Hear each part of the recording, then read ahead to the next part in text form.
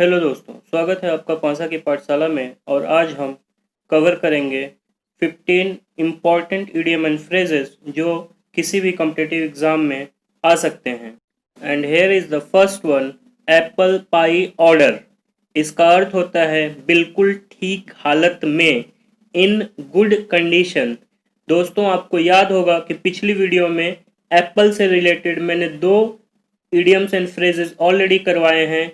एक था Apple of Discord, जिसका अर्थ होता है झगड़े का कारण, और दूसरा था एप्पल ऑफ वंस आइज। इसका अर्थ था दुलारा या प्यारा, very lovable, dearest one. The second one is a thorn in the flash. इसका हिंदी अर्थ होता है काम में हमेशा होने वाली बाधा, मतलब एक ही बाधा है जो एक काम में बार बार होती है। In English, a constant source of annoyance. और तीसरा है ऑल एट सी। इसका अर्थ होता है पूर्णतः भ्रमित, कंप्लीटली कंफ्यूज्ड। कोई व्यक्ति, कोई नाविक सी में है और आसमान में बादल आ गए, उसको पता नहीं चल रहा है कि किधर जाना है, तो वह पूर्णतः भ्रमित हो जाता है। ऑल एट सी का अर्थ होता है पूर्णतः भ्रमित, completely confuse. Here is the fourth one, a white elephant. इसका अर्थ होता है an uneconomical possession और an expensive but useless possession, महंगा लेकिन बेकार वस्तु। और ये यूपीपीसीएस प्रीलिम्स में इस बार पूछा गया था।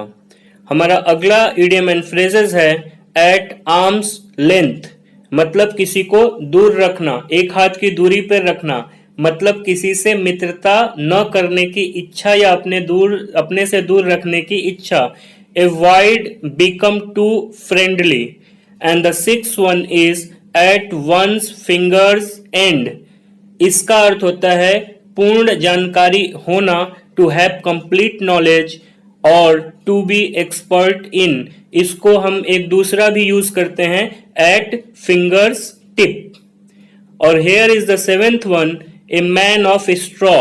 स्ट्रॉ आपने देखा होगा कि ये खोखला होता है, और इसका अर्थ भी यही होता है एक ऐसा खोखला आदमी, मामूली आदमी, अभावग्रस्त आदमी।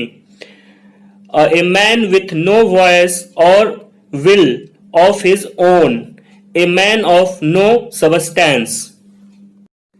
The eighth one is a black sheep. इसका अर्थ होता है अशुभ व्यक्ति, एन अनलकी पर्सन और bad character. Ninth one is at a snail pace. इसका अर्थ होता है धीमी गति से, वेरी स्लोली। यदि कोई व्यक्ति बहुत धीरे धीरे काम करता है तो आप उसको कह सकते हैं कि don't do at snail pace. और हमारा 10वां इडियम एंड फ्रेजेस है बाई एंड बाई। इसका भी अर्थ धीरे धीरे ही होता है, इसका अर्थ होता है slowly. The 11th one is baker's dozen. दोस्तों, पहले के जमाने में जो बेकर्स होते थे, जो ब्रेड बनाते थे, वह उसकी माप तौल में उसका माप कम कर देते थे। वो संख्या में तो 12 होते थे एक दर्जन में, लेकिन वजन में कम होते थे। अतः सरकार ने नियम बनाकर उन्हें आदेश दिया कि वह अब 13 देंगे, 13 इन नंबर और संख्या में 13। तो बेकर्स डजन तभी से फेमस हो गया कि वो बेकर्स का एक डजन का अर्थ होगा कि वह किसी भी सामान को 13 या 13 देंगे।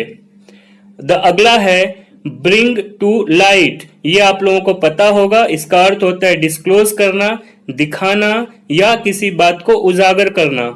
13th one is be in the driving seat. इसका अर्थ होता है सारी जिम्मेदारियों का भार उठाना। In English, bearing all responsibilities. और here is the 14th one, beat around the bush. और ये एग्जाम में बहुत ज्यादा पूछा जाता है। इसका अर्थ होता है घुमा फिरा कर बात करना, टू द पॉइंट बात न करना। In English, to talk in a round about. आप कोई घुमा फिरा के बात करें तो आप उसको कह सकते हैं don't beat around the bush, सीधे मुद्दे पे आओ। और लास्ट है बैक स्टेयर गॉसिप। इसका अर्थ होता है नौकरों के बीच की गपशप, टॉक एमॉन्ग सर्वेंट्स और अनफेयर टॉक। धन्यवाद।